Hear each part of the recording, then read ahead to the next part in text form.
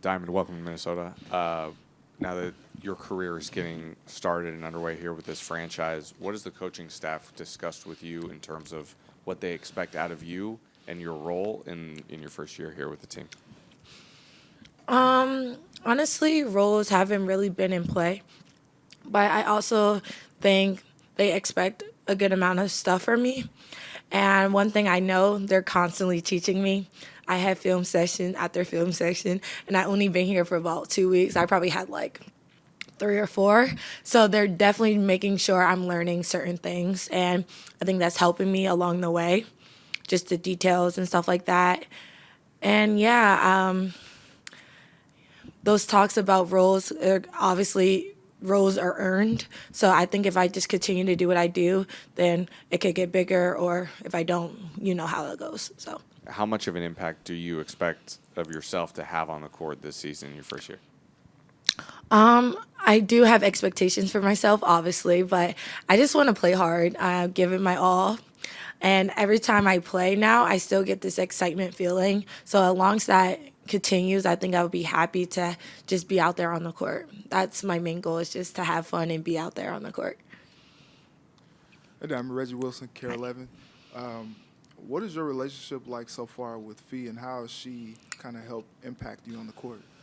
Yeah, we're definitely learning each other. I mean, our games are a bit different, but can help each other in so many ways. So I think the chemistry is constantly growing.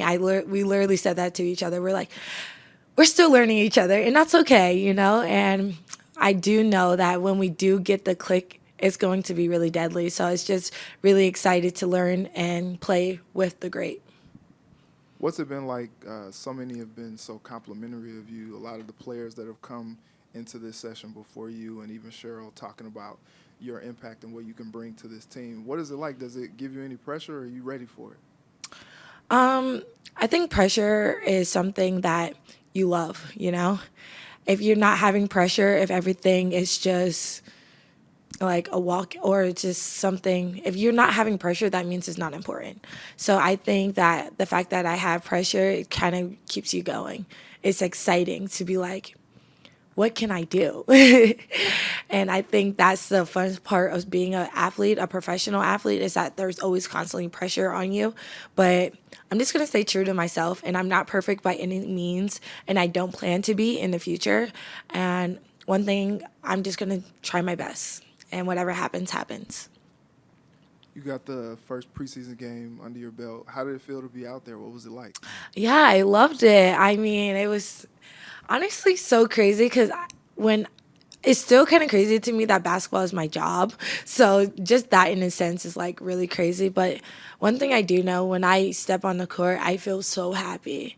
And I was just so grateful for the opportunity. But for me to be out there playing with the Lynx on my jersey is just something that's, I'm just really happy to be here, honestly.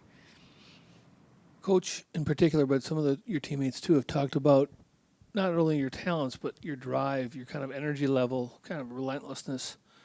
Where does that come from? That's a good question, and honestly, I don't. I have to give that to my grandfather. He passed away a couple of years ago, but I just remembered at my games he always used to say, "Be intense. You're a Miller. We don't. We're not. We don't play easy. We play hard, and we give our all every time we step out on the court." And I think seeing him be that type of person grew on my dad and then grew on me, and then my mom was like, be intense. So it's like my whole family just constantly telling me like, give your all. If you're gonna do something, do it 100% or don't do it at all. And that's how I go about things. And I don't know, that intensity level, I think that's a little bit me. I just love what I do, and it gets me hype. Have that in me, and I just love that about me. So What was your grandfather's name? his name is David, but I call him Pop Pop. R.I.P. And I love you and miss you.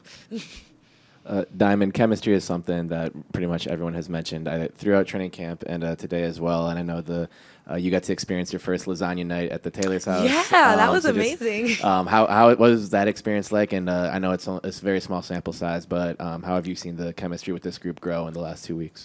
Yeah, honestly, I don't know what other teams do around the lead, but the fact that our owner loves us the way he does is kind of, it gives me an opening. Like, first of all, his house is amazing. The food was amazing. I really enjoyed he was talking to us and just gave me insight on what his journey has been becoming the Lynx owner. So it's just really cool to know that he cares about us not only as basketball players, but as people. And that's something that's really, I feel loved and welcomed by him. And yeah, I think it was just an amazing experience. I'm so happy to do it with my teammates, and it was a lot of fun. The rookies and like some of the new staff members, we had to dance, so that was fun as well. I wanted to ask you about your decision last year to stay at Maryland when so many people were leaving.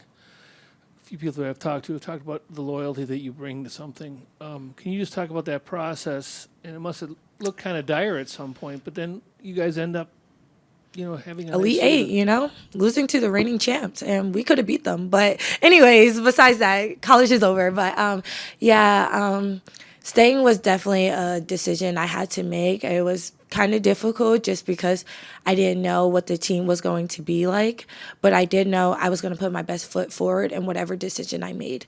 And when I made that decision, after talking to my family and friends, obviously, and I was like, I'm going to stay, I was going to put my best foot forward and never look back.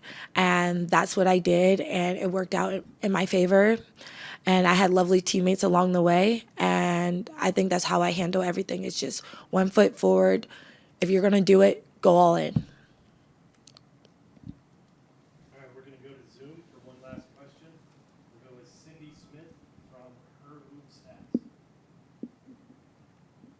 Hello, Diamond.